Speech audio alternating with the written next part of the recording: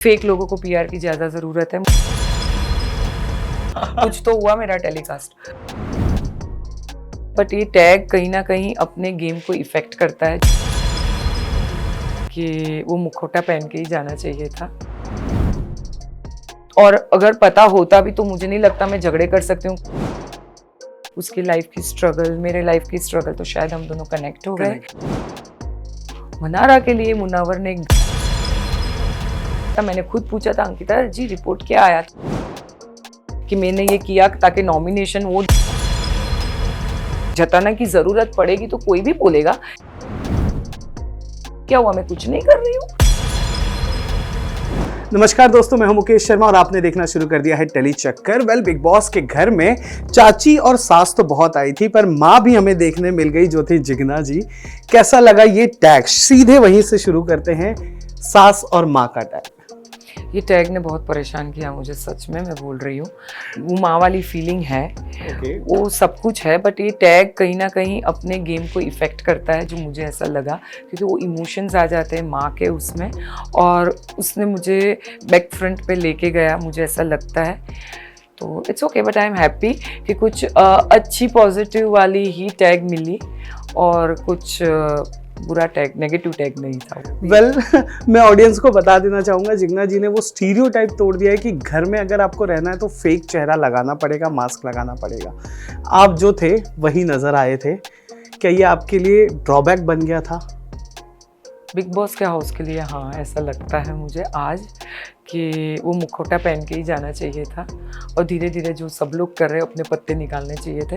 But I am happy, मैं जैसी हूँ मैं ऐसी ही हूँ। मैंने फर्स्ट डे से लेके 40th डे तक कुछ प्रिटेंड नहीं किया, और मैं वैसी ही रही जैसे मैं रहना चाहती थी। लोगों का कहना है कि आप गेम में, मतलब जब आपकी एंट्री हुई थी तो एक्सपेक्टेशंस थे, जो बैकग्राउंड था कि जिग्ना जी, और जो प्रेस कॉन्फ्रेंस हुआ उसने उस चीज़ को और बूस्ट कर दिया था कि कुछ नया देखने मिलेगा, बहुत धमाल होने वाला है। पर फिर बाद में ये हो गया जिग्ना जी बहुत ठंडी पड़ गई हैं, कुछ कर नहीं रही हैं। क्यों? वो लोगों का एक्सपेक्टेशन था, लोगों के एक्सपेक्टेशंस का मैं कुछ नहीं कर सकती, और मैंने अपने हिसाब से ओपिनियंस दिए, मैंने अपने हिसाब से स्टैंड लिया। और जो पास्ट है वो पास्ट को कनेक्ट करके आप अभी भी किसी पर्सनालिटी को देखोगे, it doesn't work out that way, ऐसा मुझे लगता है। 12 साल में मैंने अपने आप पे बहुत काम किया, और बिग बॉस में रहना एक मेंटल हेल्थ का भी एक टेस्ट होता है अपना। तो मुझे जो लोग झगड़े करते हैं, एग्रेसिव होते हैं, क्या वो ही दिखाई देते हैं, ये मुझे नहीं पता था। और अगर पता होता भी तो मुझे नहीं लगता मैं झगड़े कर सकती हूँ कॉफ़ी में और अंडे पे। मुझे नहीं लगता कि ये ही एक गेम होना चाहिए। कॉफी पे और अंडों पर झगड़ा, किचन में बहुत झगड़े हुए थे। एक आपका एक छोटा सा क्लिप भी वायरल हो रहा है जहाँ पे खानजादी कह रही है कि यहाँ नहीं जाऊँ, वहाँ नहीं जाऊँ, वहाँ नहीं जाऊँ, कहाँ जाऊँ, तो जिग्ना जी का आवाज आता है किचन में आओ। जिग्ना जी आर गेटिंग वायरल। पर जो सब करते हैं घर में जाने के पहले और आने के बाद, पीआर क्यों नहीं किया? मुझे ऐसा लगा कि जैसे मैंने पहले भी किसी को बताया, फेक लोगों को पीआर की ज़्यादा ज़रूरत है। मुझे ऐसा था, इसलिए मैंने नहीं इतना ध्यान दिया। मुझे लगा कि मेरी खुद की पर्सनालिटी जो ऑनेस्टी है वो निखर के बाहर आएगी, और ऑडियंस को शायद ये पसंद आएगा, बट ऑडियंस को नहीं वो डाइजेस्ट हो पाता है। अच्छा, हमने घर में देखा कि आपका मुनव्वर के साथ एक अच्छा स्ट्रॉन्ग कनेक्शन था। अगर मैं उसे माँ बेटे का नाम दूँ तो किस हद तक मैं सही कह रहा हूँ? कोई नाम नहीं चाहिए मुझे। मेरा एक बेटा है 23-24 साल का, और एक ही काफ़ी है मेरे लिए। बट हाँ, मुनव्वर के साथ बहुत अच्छा बॉन्ड था मेरा, एंड वो गुज्जू कनेक्शन था। उसकी लाइफ की स्ट्रगल, मेरे लाइफ की स्ट्रगल, तो शायद हम दोनों कनेक्ट हो गए। फर्स्ट डे ही मैंने उसको बोला था कि मुनव्वर, जब भी मैं लो हुआ करती थी मेरी लाइफ में तो मैं तेरा कॉमेडी स्टैंड अप का एपिसोड यूट्यूब पे देखती थी, और कहीं ना कहीं मुझे वो रिलैक्सिंग लगता था। तो वो भी शायद हो सकता है रिलेशन और बॉन्डिंग का एक जरिया। तो अगर मुनव्वर से ही जुड़ा एक अगला सवाल है, मनारा। कई सारे लोग कह रहे हैं कि मनारा मुनव्वर का इस्तेमाल कर रही है, यूज़ कर रही है घर में टिके रहने के लिए, आगे बढ़ने के लिए।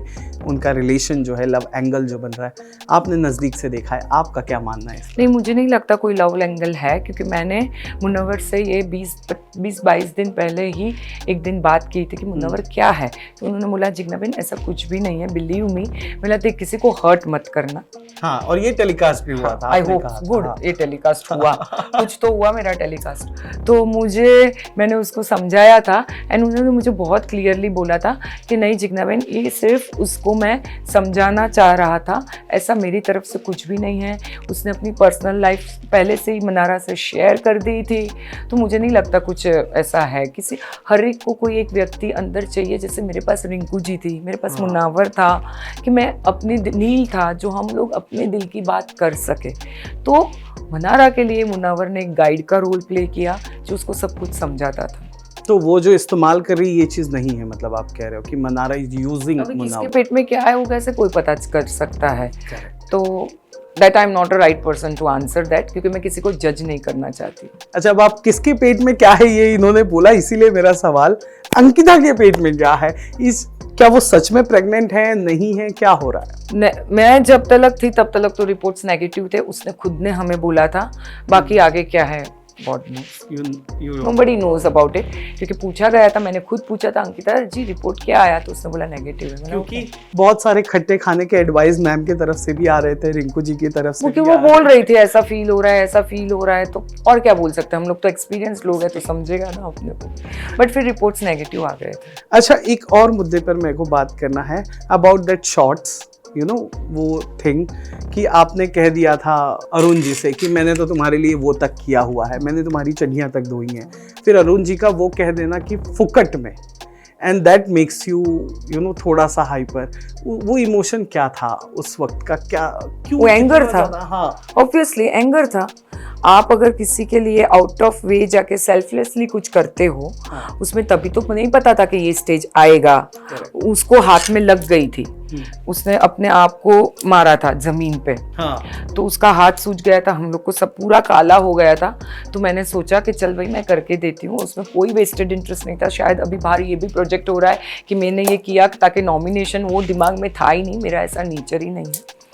And that's it, I did it because I felt like I should do it. एक माँ, मेरा भी बच्चा है, तो I don't think so I have done anything wrong. It's okay, perfectly. क्यों इतना बड़ा मुद्दा बनाया जा रहा है मुझे नहीं समझ में आ रहा है। और जताना, वो पॉइंट ऑफ व्यू से जताना की जरूरत पड़ेगी तो कोई भी बोलेगा कि यार तूने सोचा नहीं ग्रेस पीरियड में मैंने ये सब किया है। करेक्ट। तुम लोग ऐसा बोल रहे हो मैं ग्रेस पीरियड में हूँ, मतलब क्या हुआ, मैं कुछ नहीं कर रही हूँ?